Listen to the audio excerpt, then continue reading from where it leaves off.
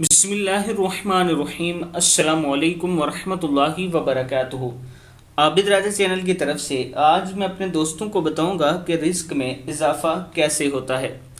इमाम अहमद, इमाम अबू दाऊद, इमाम निसाई, इमाम इब्न माजा और इमाम हाकिम हज़रत अब्दुल्ला बिन अब्बास रज़ी अल्लाह तआला अन्हु से रवायत करते हैं कि इन्होंने फरमाया कि रसूलुल्लाह सल्लल्लाहु अलैहि व आलिहि वसल्लम ने इरशाद फरमाया, जिसने कसरत से अल्लाह ताला से अपने गुनाहों की माफ़ी तलब की, अल्लाह ताला इसको हर गम से निजात देगा, हर मुश्किल से निकाल देगा और इसको वहाँ से रिस्क मुहैया फरमाएगा जहाँ से इसका वहम व गमान भी ना होगा।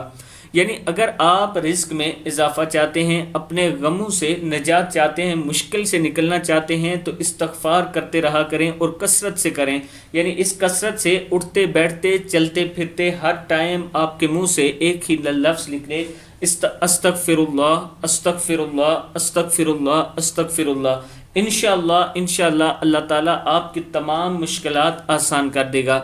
आप दोस्तों ने इस वीडियो को आगे ज़रूर शेयर करना है, और अगर किसी दोस्त ने मेरे चैनल को अभी तक सब्सक्राइब नहीं किया तो ज़रूर कर लें।